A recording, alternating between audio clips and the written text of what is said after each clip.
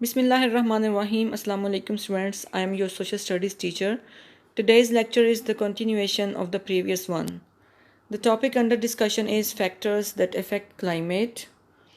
We have already discussed distance from the equator, altitude, closeness to the sea and ocean currents.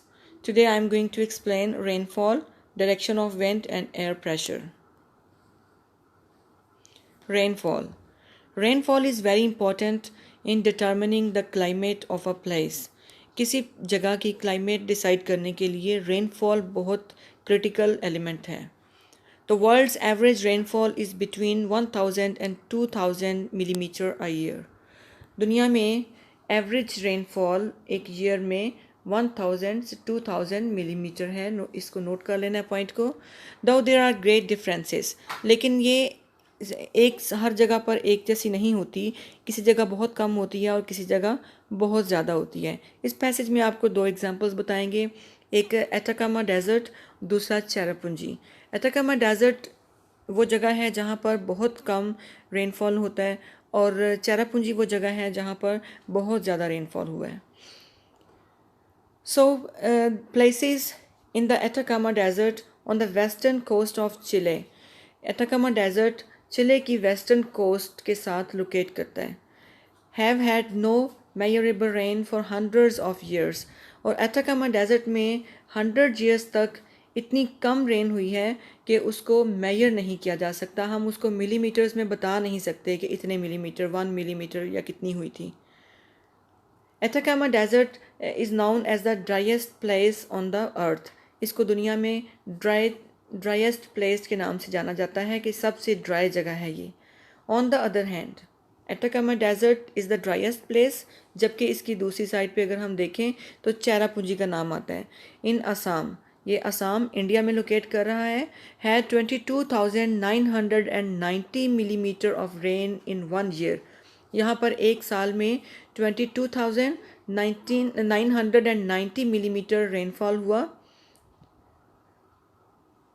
और वो year कौन सा था? 1861 में. और this is still the world record. और अभी तक ये दुनिया में बहुत बड़ा रिकॉर्ड है और किसी और जगह पर एक साल में इतनी रेन नहीं हुई है जितनी चेरापूंजी में हुई है.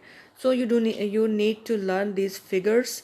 चेरापूंजी में कितनी रेनफॉल हुई, कौन से ईयर में हुई और ड्राइएस्ट प्लेस कौन सी है वर्ल्ड में, उसका नाम बताइए. और इसके बाद आप वर्ल्ड में एवरेज रेनफॉल कितना होता है वो आप इनकी मेजरमेंट्स फिगर्स याद करेंगे.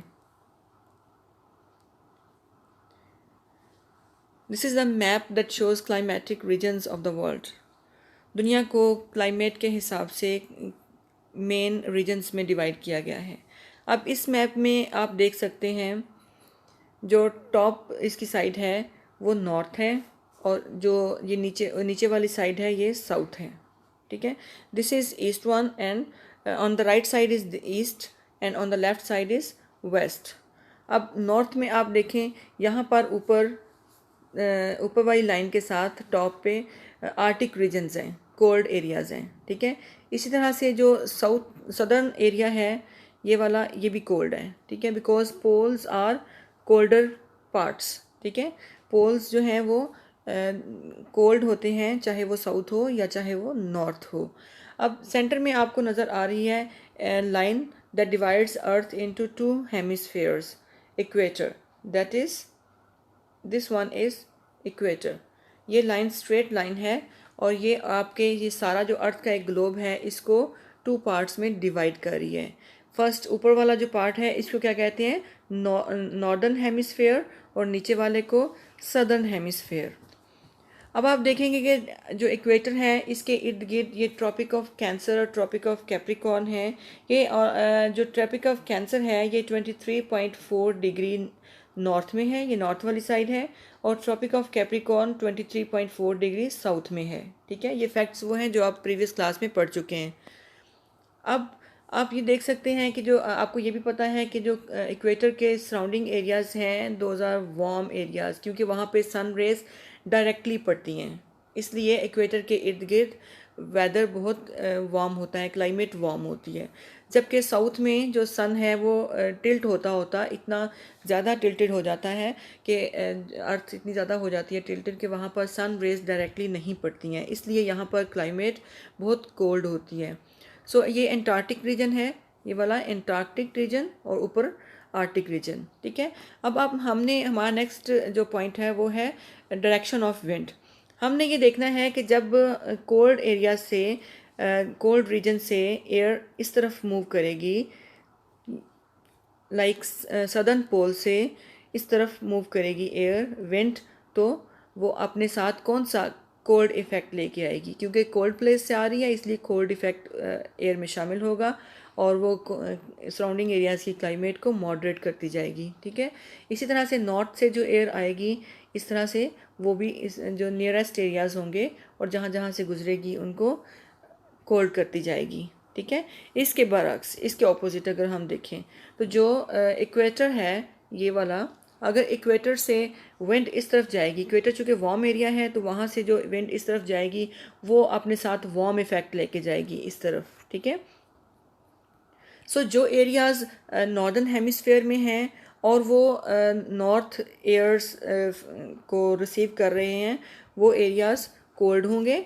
ठीक है, और जो एरियाज़ सदर्न हेमिस्फेयर में हैं वहाँ पर जो सदर्न पोल से एयर्स आ रही हैं, विंड्स आ रही हैं, वो उसको कोल्ड करेंगी। So let's read from the text. Direction of wind. The direction from which the winds usually blow has an effect on climate. इसका क्लाइमेट पर बहुत इफ़ेक्ट होता है। If a place mainly has north winds, जैसा आपको explain किया है मैंने पीछे कि अगर नॉर्थ विंड्स आती हों किसी जगह पर इट इज़ यूजली कोल्ड, तो वहाँ पर कोल्ड होगा because they blow in from the Arctic और कोल्डर रीजन्स, क्योंकि वो ऊपर टॉप पे आपको बताया है कि ग्लोब में ऊपर टॉप पे नॉर्थ पोल में आर्कटिक रीजन है, अगर वहाँ से ठंडी हवाएं आएंगी तो वो क्लाइमेट को मॉडरेट करेंगी। In the southern hemisphere it is the southerly winds which are cool.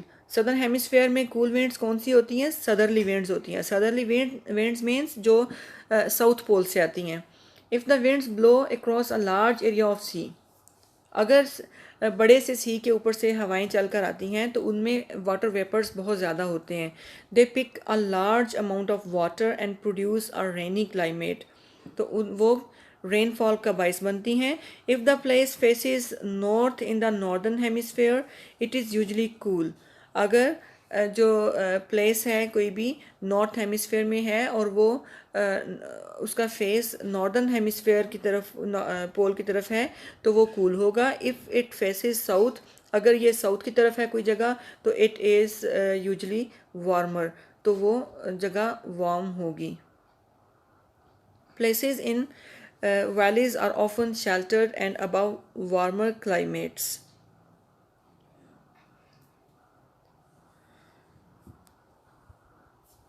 ऐसी जगहें जो वैलीज होती हैं, जो माउंटेन्स के बीच में होती हैं, वो शेल्टर्ड एरियाज़ होते हैं।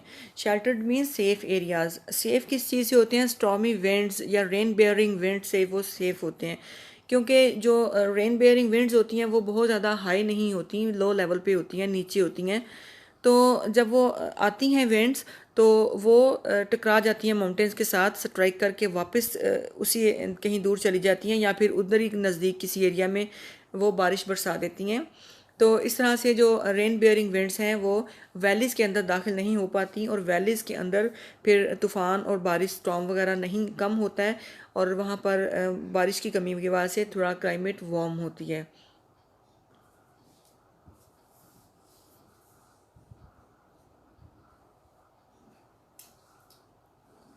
अब थोड़ा सा मैं यहाँ पे आपको दोबारा से एक्सप्लेन कर दूँ कि आप कंफ्यूज ना हो जाएं।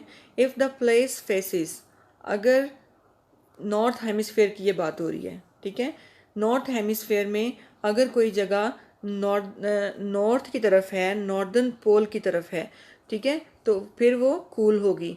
और अगर कोई जगह इफ़ इट फेसिस साउथ, और अगर ये साउथ की तरफ है तो ये वार्म होगी।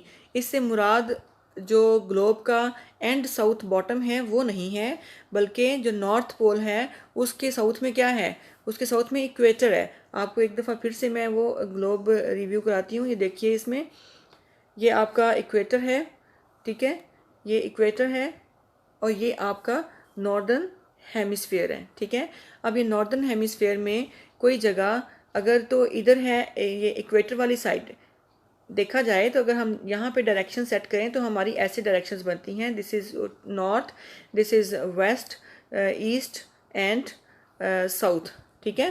तो अगर हम देखें तो इधर जो नॉर्दर्न हेमिस्फीयर में रहने वाले कंट्रीज़ हैं, लोकेशन है जिन कंट्रीज़ की, उन कंट्रीज़ के लिए इक्वेटर साउदर्न डायरेक्शन में आ रहा है ना, तो इसलिए ये बात कही गई है कि जो कंट्रीज़ नॉर्थ हेमिस्फीयर में हैं लेकिन वो नॉर्थ की साइड पे हैं तो फिर वो कोल्ड विंड्स लेंगे, और अगर वो साउथ की तरफ आएंगे तो यहाँ से वार्म विंड्स जा रही होंगी।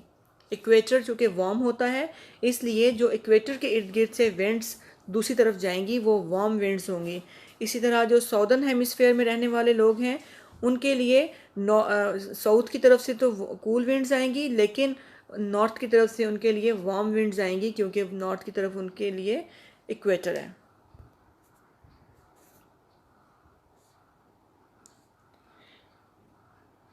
Next is air pressure or weight of air.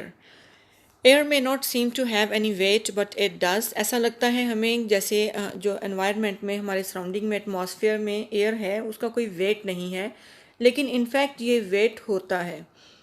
It is just that we do not normally feel it, लेकिन हम सिर्फ इसको फील नहीं करते। Above each column, each of us is a column of air several kilometres high. हम सबके ऊपर एक एयर का कॉलम है जो कई किलोमीटर ऊंचा है। Actually this column of air वीज अबाउट 230 किलोग्राम्स, और एक पर्सन के ऊपर ऑलमोस्ट 230 किलोग्राम्स का एक एयर का कॉलम है, बॉक्स है जैसे होता है, कॉलम बना हुआ है। दिस एयर प्रेशर और वेट इज़ नॉट स्टेडी, और ये एयर प्रेशर हमेशा सेम नहीं रहता, ये चेंज होता रहता है। Sometimes it presses more heavily on the earth than at other times. बाज़ात ये अर्थ पर एयर प्रेशर बहुत बढ़ जाता है और बाज़ात कम हो जाता है। The average is about 1 kilogram, और अगर हम एवरेज इसकी देखें तो 1 किलोग्राम है 1 स्क्वायर सेंटीमीटर में। अगर हम उस कॉलम में एयर प्रेशर को मेजर करें तो हम देखेंगे कि हम 1 सेंटीमीटर का एक स्क्वायर बना लेंगे। इस तरह से स्क्वायर बनाएं। इस एक स्क्वायर में कितना है 1 kg, 1 स्क्वायर में 1 kg एयर एग्जिस्ट करती है।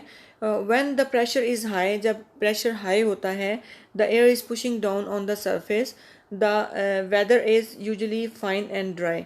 तो उस वक़्त वेदर ड्राई होता है। ये पॉइंट आपने जहन में रखना है कि जब एयर प्रेशर ज़्यादा होता है तो वेदर फाइन और ड्राई होता है, और जब एयर प्रेशर लो होता है तो यूजुअली स्टॉर्मी और वेट वेदर होता है। Next is info given along the reading of the text. Despite extreme temperatures, the Arctic is home to a kind of mosquito. हालांकि आर्कटिक में एक्सट्रीम टेम्परेचर्स होते हैं, बहुत कोल्ड वेदर होता है, कोल्ड रीजन है, लेकिन फिर भी यहाँ पर मॉस्किटो एग्जिस्ट करता है। मॉस्किटो की एक काइंड एग्जिस्ट करती है, और ये ऐसा मॉस्किटो हैं जो हमें न्यूसेंस तो क्रिएट करते हैं हमारे लिए, हमें इनकन्वीनियंस क्रिएट करते हैं, तंग करते हैं हमें, लेकिन but does not cause malaria और अदर डिजीज़। लेकिन ये मलेरिया और अदर डिजीज़ कॉज नहीं करते, और as do the ones in tropical climates. जिस तरह के ट्रॉपिकल क्लाइमेट्स में रहने वाले मॉस्किटोज़ मलेरिया का बाइस बनते हैं और बीमार करते हैं, जिसको वो बाइट कर लेते हैं, इस तरह से जो आर्कटिक रीजन में रहने वाले मॉस्किटोज़ हैं वो हमें बीमार नहीं करते लेकिन तंग करते हैं। साथ एक पिक्चर आप देख रहे हैं राइट साइड पे, इसमें एक आप देख रहे हैं कि there is a column of air of 230 kg above each individual. हर इंडिविजुअल के ऊपर इस तरह से एयर का एक कॉलम है हमारे ऊपर, और जिसका वेट क्या है 230 kg, लेकिन हम इसको फील नहीं करते क्योंकि जितना एयर प्रेशर बाहर है उतना ही एयर प्रेशर हमारे अंदर है। अगर हमारे अंदर एयर प्रेशर जो हम इनटेक करते हैं ऑक्सीजन वगैरह, अगर हमारे अंदर एयर ना हो तो फिर तो हम शायद उस एयर प्रेशर से क्रश हो जाएं, लेकिन चूंकि हमारे अंदर एयर प्रेशर है इसलिए इनसाइड और आउटसाइड एयर प्रेशर सेम है, इसलिए हम इसको फील नहीं कर पाते। इसको आप इस तरह से एक्सपीरियंस कर सकते हैं कि आप एक टिश्यू पेपर पकड़ें दोनों हाथों में ओपन करके, और किसी सेकंड पर्सन से कहें कि अपनी फिंगर इस टिश्यू पेपर के ऊपर स्ट्राइक करें, तो आप देखेंगे कि उसकी फिंगर टिश्यू पेपर को टीयर करके उसके अंदर से गुजर जाएगी। लेकिन अगर आप इसलिए कि आपकी वो टिश्यू पेपर की सिर्फ एक साइड पे फिंगर थी, ठीक है, तो उसने उसको टेयर कर दिया। लेकिन अगर आप टिश्यू पेपर के दोनों तरफ फिंगर्स रखें दोनों हाथों की, तो वो टिश्यू पेपर टेयर नहीं होगा। तो इसका मतलब है कि उसके inside outside mean on the right side on the left side दोनों साइड्स पे प्रेशर है, इसलिए वो क्रश नहीं हो रहा। इसी तरह से हमारे अंदर और हमारे बाहर दोनों तरफ एयर है, इसलिए हम इस एयर प्रेशर को फील नहीं कर पाते, लेकिन ये इनफैक्ट हमारे ऊपर एयर एग्जिस्ट करती है और उसका वेट जो है वो ऑलमोस्ट 230 kg होता है हर पर्सन के ऊपर, और 1 सेंटीमीटर स्क्वायर में 1 किलोग्राम एयर एग्जिस्ट करती है। So students, here ends our reading of unit number 2. You just listen the lesson carefully and make at least 15 fill in the blanks or MCQs, whatever you like, in your rough registers. And tomorrow inshallah I'll share question answers of the lesson. Thanks a lot.